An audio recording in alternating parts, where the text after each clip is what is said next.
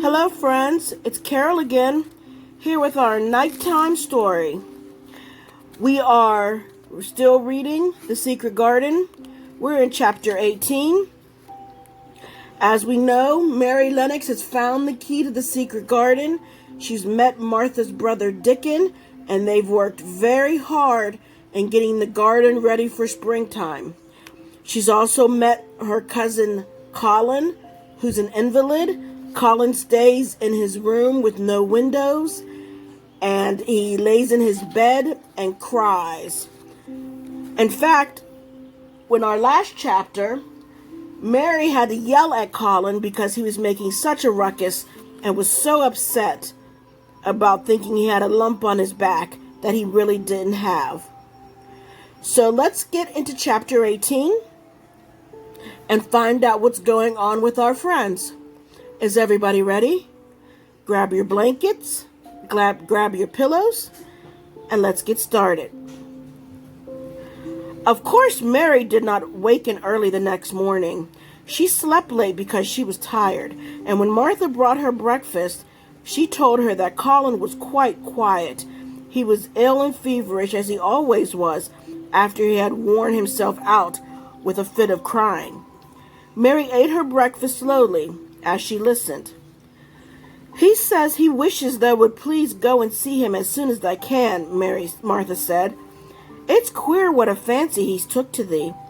Thou did give it him last night for sure, didn't they? And nobody else would have dared to do it. Poor lad. He's been spoiled till salt won't save him. Mother says as the two worst things that can happen to a child is never to have his own way or to always have it. She doesn't know which is the worst." That was a fine temper thyself too. But he says to me when I went into his room, "Please ask Miss Mary if she'll please come and talk to me." Think of him saying please. "Will you go, miss?" "I'll run and see Dickon first," said Mary. "No, I'll go see Colin first and tell him. I know what I'll tell him," she said with a sudden inspiration.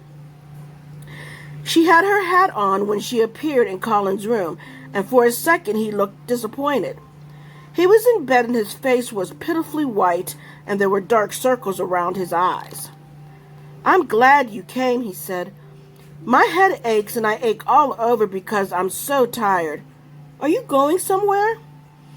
Mary went and leaned against his bed. "I won't be long," she said. "I'm going to Dickon, but I'll come back. Colin, it's something about the secret garden." His whole face brightened and a little color came into it. "Oh, is it?" he cried out. "I've dreamed about it all night. I heard you say something about gray changing into green, and I dreamed I was standing in a place all filled with trembling little green leaves, and there were birds on nests everywhere, and they looked so soft and still. I'll lie and think about it until you come back." In 5 minutes, Mary was with Dickon in their garden. The fox and the crow were with him again, and this time he had brought 2 tame squirrels. "I came over on the pony this morning," he said. He is a good little chap, Jump is. I brought these 2 in my pocket. He's called Nut, and this one here, other one's called Shell." When he said Nut, one squirrel leaped onto his right shoulder, and when he said Shell, the other one leaped onto his left shoulder. When they sat down on the grass with Captain curled at their feet, Soot solemnly listening on a tree, and Nut and Shell nosing about close to them, it seemed to Mary that it would be scarcely bearable to leave such delightfulness. But when she began to tell her story, somehow the look in Dickon's funny face gradually changed her mind. She could see he felt sorrier for Colin than she did. He looked up at the sky and all about him. "Just listen to them birds. The world seems full of 'em, all whistling and piping," he said. "Look at 'em darting about and harking at 'em calling to each other. Come springtime seems like as if all the world's calling. The leaves is uncurling so you can see 'em, and my word, the nice smells there is about," sniffing with his happy turned-up nose. "And that poor lad lying up and seeing so little that he gets to thinking the things that sets him screaming. My, we mun get him out here. We mun get him watching and listening and sniffing up the air and get him just soaked through with sunshine. And we mustn't lose no time about it." When he was very much interested, he often spoke in quite broad Yorkshire, though at other times he tried to modify his dialect so that Mary could better understand. But she loved his broad Yorkshire, and in fact had been trying to learn to speak it herself, so she spoke a little now. "Ah, that we mun," she said, which means yes, indeed, we must. "I'll tell thee what us'll do first," she proceeded, and Dickon grinned because when this little wench tried to twist her tongue into speaking Yorkshire, it amused him very much. "He's took a greatly fancy to thee. He wants to see thee, and he wants to see Soot and Captain. When I go back to the house to talk to him, I'll ask him if they can come and see him tomorrow morning, and bring the creatures with thee, and then, in a bit, when there's more leaves out, and happen a bud or two, we'll get him to come out, and thou shalt push him in his chair, and we'll bring him here and show him everything." When she stopped, she was quite proud of herself. She had never made a long speech in Yorkshire before, and she remembered very well. "Thou mun talk a bit of Yorkshire like that to Mr. Colin," Dickon chuckled. "That'll make 'em laugh, and there's none as good for ill folk as laughing is. Mother says she believes as half-hour's good laugh every morning occur a chap as was making ready for typhus fever." "I'm going to talk Yorkshire to him this very day," said Mary, chuckling to herself. The garden had reached the time when every day and every night it seemed as if magicians were passing through it, drawing loveliness out of the earth, and the bows with wands. It was hard to go away and leave it all, particularly as Nut had actually crept onto her dress and Shell had scrambled down the trunk of the apple tree they sat under and stayed there looking at her with inquiring eyes. But she went back to the house, and when she sat down close to Colin's bed, he began to sniff as Dickon did, though not in such an experienced way. "You smell like flowers and fresh things," he cried out quite joyously. "What is it you smell of? It's cool and warm and sweet all at the same time." "It's the wind from the moor," said Mary. "It comes a-sitting on the grass under a tree with Dickon and with Captain and Soot and Nut and Shell. It's the springtime, and out of doors and sunshine and smells so greatly." She said it as broadly as she could, and you do not know how broadly Yorkshire sounds until you have heard someone speak it. Colin began to laugh. "What are you doing?" he said. "I never heard you talk like that before. How funny it sounds." "I'm giving thee a bit of Yorkshire," Mary answered triumphantly. "I cannot talk as greatly as Dickon and Martha, but that sees I can shape a bit. Doesn't thou understand a bit of Yorkshire when thou hears it? Ain't thou Yorkshire lad thyself, bred and born? I wonder thou art not ashamed of thy face." And then she began to laugh too, and they both laughed until they could not stop themselves, and they laughed until the room echoed, and Mrs. Medlock, opening the door to come in, drew back into the corridor and stood listening amazed. "Well, upon my word," she said, speaking rather broad Yorkshire herself, because there was no one to hear her, and she was so astonished. "Whoever heard the like? Whoever on earth would have thought it?" There was so much talk about it. It seemed as if Colin could never hear enough of Dickon and Captain and Soot and Nut and Shell, and the pony whose name was Jump. Mary had run around into the wood with Dickon to see Jump. He was a tiny little shaggy moor pony with thick locks hanging over his eyes and a pretty face. and a nuzzling velvet nose. He was rather thin with living on moor grass, but he was as tough and wiry as the muscle in his little legs had been made of steel springs.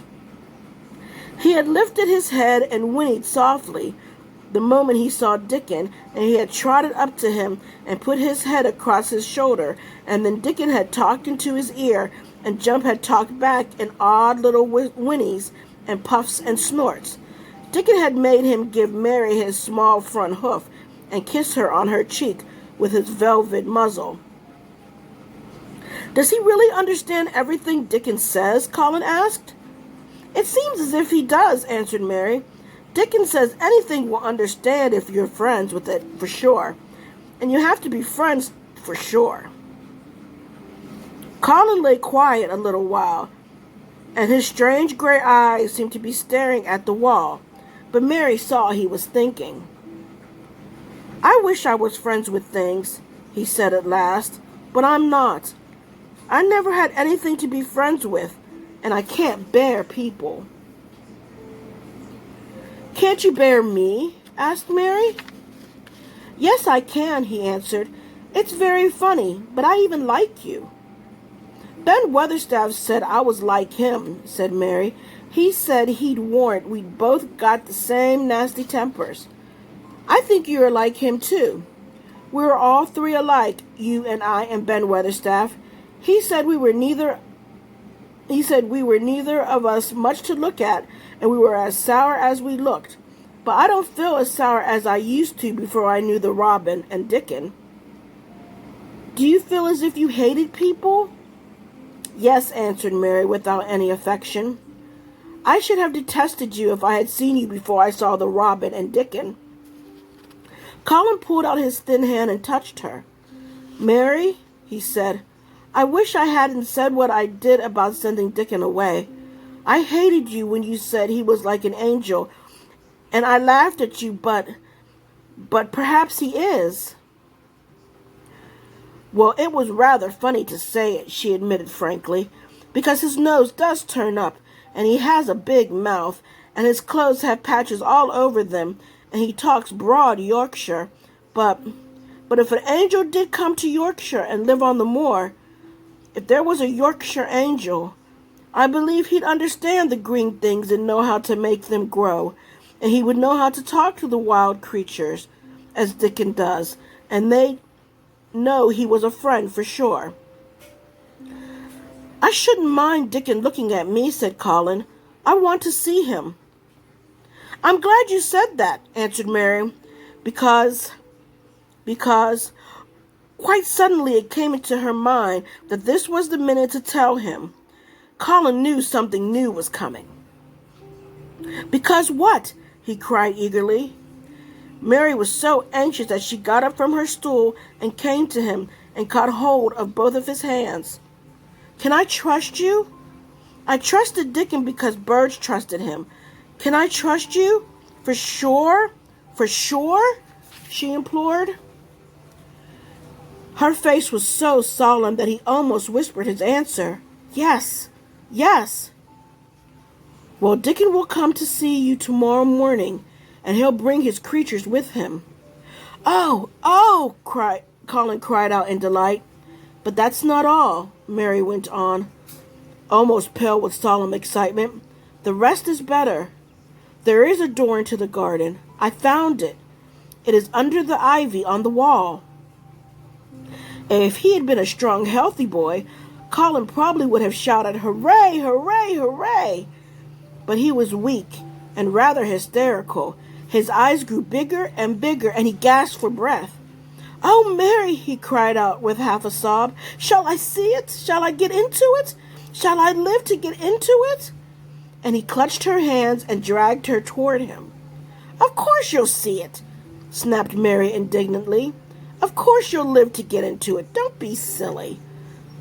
And she was so unhysterical and natural and childish that she brought him to his senses, and he began to laugh at himself, and a few minutes afterwards she was sitting on her stool again, telling him not what she imagined the secret garden to be like, but what it truly was, and Colin's aches and tiredness were forgotten, and he was listening enraptured.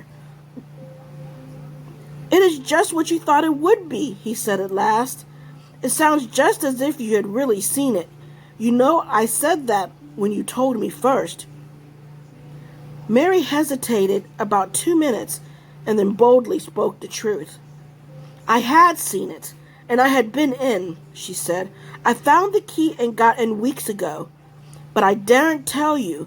I daren't because I was so afraid I couldn't trust you, for sure." Wow.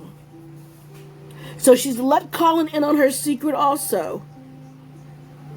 Hopefully Colin won't say anything to ruin the secret garden.